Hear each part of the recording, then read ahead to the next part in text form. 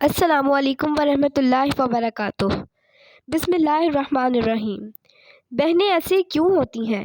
ہمارے معاشرے کی عکاسی کرتی ہوئی ایک دل خراش کہانی۔ صبح صبح چائے کی دکان پہ میرا دوست میرے پاس بیٹھا، مجھے سلام کیا۔ اس کی آنکھوں میں آنسو تھے۔ میرا ہاتھ پکڑا، روتے ہوئے بولا، فارس، میں آج خود کو بہت چھوٹا محسوس کر رہا ہوں۔ میں حیران تھا۔ اس کی کمر پہ تھپکی دی۔ ارے ایسا کیا ہو گیا شیر کو؟ وہ مجھ سے نظریں نہ ملا رہا تھا، پھر زور زور سے رونے لگا۔ سب لوگ اس کی طرف دیکھنے لگے۔ میں نے اس کو چپ کروایا۔ ارے پاگل، سب دیکھ رہے ہیں۔ میرے سینے سے لگ گیا۔ روتے ہوئے بولا، فارس، بہنیں ایسی کیوں ہوتی ہیں؟ میں سوچ میں گم ہو گیا۔ تم ایسا کیوں بول رہے ہو؟ کہنے لگا، فارس، پتہ ہے، بہن کی شادی کو 6 سال ہو گئے ہیں۔ میں کبھی اس کے گھر نہیں گیا، عید، شب برات، کبھی بھی۔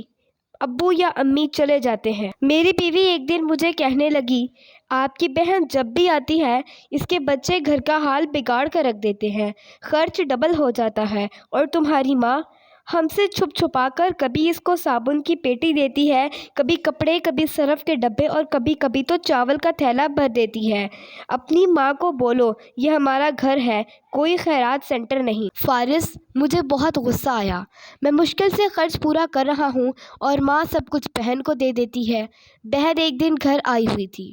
اس کے بیٹے نے ٹی وی کا ریموٹ توڑ دیا۔ میں ماں سے غصے میں کہہ رہا تھا، ماں، بہن کو بولو یہاں عید پہ آیا کرے بس، اور یہ جو آپ صابن، سرف اور چاول کا تھیلا بھر کر دیتی ہو نا، اس کو بند کریں۔ ماں چپ رہی، لیکن بہن نے ساری باتیں سن لی تھیں۔ میری بہن کچھ نہ بولی۔ 4 بج رہے تھے۔ اپنے بچوں کو تیار کیا اور کہنے لگی، بھائی مجھے بس اسٹاپ تک چھوڑ آؤ۔ میں نے جھوٹے منہ کہا، رہ لیتی کچھ دن، لیکن وہ مسکرائی، نہیں بھائی، بچوں کی چھٹیاں ختم ہونے والی ہیں۔ پھر جب ہم دونوں بھائیوں نے زمین کا بٹوارا ہو رہا تھا، میں نے صاف انکار کیا، بھائی میں اپنی زمین سے بہن کو حصہ نہیں دوں گا۔ بہن سامنے بیٹھی تھی، وہ خاموش تھی، کچھ نہ بولی۔ ماں نے کہا، بیٹی کا بھی حق بنتا ہے، لیکن میں نے گالی دے کر کہا، کچھ بھی ہو جائے میں بہن کو حصہ نہیں دوں گا۔ میری بیوی بھی بہن کو برا بھلا کہنے لگی، وہ بیچاری خاموش تھی۔ کرونا کے دن ہے فارس، کام کاج ہے نہیں۔ میرے بڑے بیٹے کو ٹی بی ہو گئی۔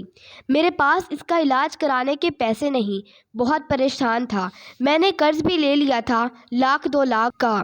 بھوک سر پہ تھی، میں بہت پریشان تھا، کمرے میں اکیلا بیٹھا تھا، شاید رو رہا تھا حالات پہ، کہ اتنے میں بہن گھر آ گئی۔ میں غصے سے بولا، اب یہ آ گئی ہے منحوس بیوی، میرے پاس آئی، کوئی ضرورت نہیں گوشت یا بریانی پکانے کی اس کے لیے۔ پھر 1 گھنٹے بعد وہ میرے پاس آئی، بھائی پریشان ہو؟ میں مسکرایا، نہیں تو۔ بہن نے میرے سر پہ ہاتھ پھیرا، بڑی بہن ہوں، میری گود میں کھیلتے رہے ہو، اب دیکھو مجھ سے بھی بڑے لگتے ہو۔ پھر میرے قریب ہوئی، اپنے پرس سے سونے کے کنگن نکالے، میرے ہاتھ میں رکھے، آہستہ سے بولی، پاگل، تو ایویں پریشان ہوتا ہے؟ تیرا بھائی شہر گیا ہوا تھا، بچے اسکول تھے، میں نے سوچا دوڑتے دوڑتے بھائی سے ملاؤں، یہ کنگن بیچ کر اپنا خرچہ کر، بیٹے کا علاج کروا، اور جا، اٹھ نائی کے دکان پہ جا، داڑھی بڑھا رکھی ہے، شکل تو دیکھ ذرا، کیا حالت بنا رکھی تم نے۔ میں خاموش تھا، بہن کی طرف دیکھے جا رہا تھا۔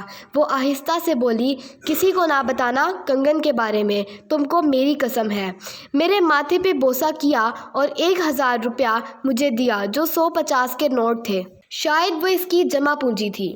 میری جیب میں ڈال کر بولی، بچوں کو گوشت لا دینا، پریشان نہ ہوا کر، تیرے بھائی کی تنخواہ ملے گی تو آؤں گی پھر جلدی۔ اپنا ہاتھ میرے سر پہ رکھا، دیکھ اس کے بال سفید ہو گئے، اب بازار جاؤ اور داڑھی کو ٹھیک کرواؤ۔ وہ جلدی سے جانے لگی۔ اس کے پیروں کی طرف میں دیکھا، ٹوٹی ہوئی جوتی پہنی تھی، پرانا سا دوپٹہ اوڑھا ہوا تھا، جب بھی آتی تھی وہی دوپٹہ اوڑھ کر آتی تھی۔ فارس، میں بہن کی اس محبت میں مر گیا تھا۔